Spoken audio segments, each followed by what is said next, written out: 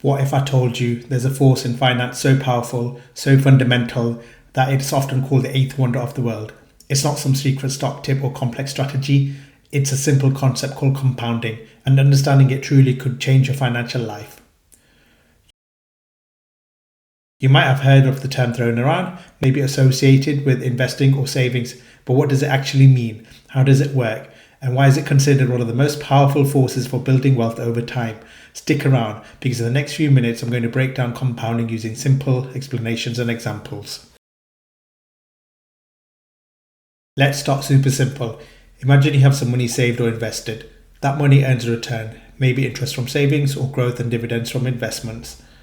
Now, there are two ways that return can work. Firstly, it's simple interest.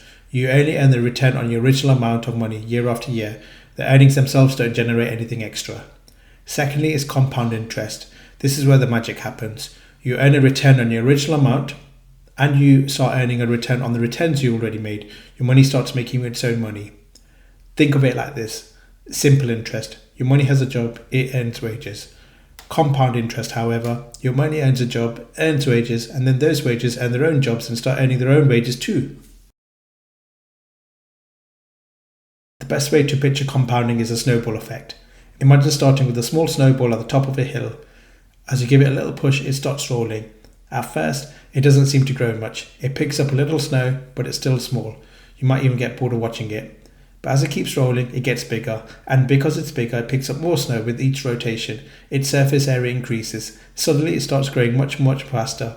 The growth isn't steady, it accelerates. By the time it reaches the bottom of the hill, that tiny snowball could have become enormous. Compounding works exactly like this with your money. The returns you earn get added to the original pot, making the pot even bigger. The next time returns are calculated, they're based on its new larger pot. Over time, this creates exponential growth, not just linear growth. The tricky thing about compounding is that its true power is almost invisible in the short term. Like that snowball starting its journey, the initial growth seems slow, maybe even insignificant. You might look at your savings or investments, balance after a year and think, is that it? This slow start leads many people to underestimate compounding. They lack the patience to let it work and don't realize how dramatic the acceleration becomes later on. They might stop saving, pull out their investments too early, or just never get started, missing out on the incredible long-term benefits. For compounding to really flex its muscles, it needs three key things. 1. Time, the most important ingredient. This is the absolute crucial factor. The longer your money is left to compound, the more dramatic the effects become. Compounding heavily favors those who start early, even with small amounts. Time allows the snowball to roll down the entire hill. 2. Rate of return. That's the speed of growth. The percentage return your money earns each year makes a difference. A higher rate of return means your money compounds faster. 7% growth will compound much quicker than 2% growth. But remember from my investing overview, higher potential returns usually come with higher risk. And 3. Reinvesting returns, keeping the engine running. For compounding to work, the returns you earn, whether that's interest, dividends, capital growth, need to be put back into the pot. If you take their earnings out each year, you break the compounding chain. You need to let your earnings generate their own earnings. Many investment accounts, like accumulating funds in the stocks and shares ISA, do this automatically. Okay, let's look at the hypothetical example. Imagine you start with £1,000 and manage to get an average return of 7% per year. In scenario 1, with simple returns, you only earn 7% on the original amount, i.e. £70 each year. So after 10 years, you'll have a pot worth £1,700, and after 20 years, you'll have a pot worth £2,400, and after 30 years, you'll have a pot that's worth £3,100. Let's look at the second example with compounding returns. You still earn 7% on the total pot each year, reinvesting the gains. After 10 years, that initial £1,000 will have earned £1,967.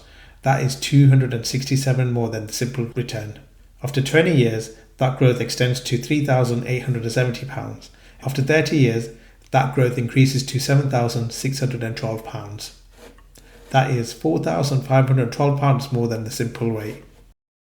Look at the differences, especially over the longer periods. Compounding leaves simple returns in the dust. That extra £4,500 after 30 years wasn't from saving more money. It was purely the result of your money's earnings generating their own earnings. And notice how the gap widens dramatically between years 20 and years 30. That's the acceleration kicking in. This shows why starting early is so powerful. Someone who starts investing 10 years earlier has a massive advantage. This brings us back to that famous quote, often attributed to Albert Einstein.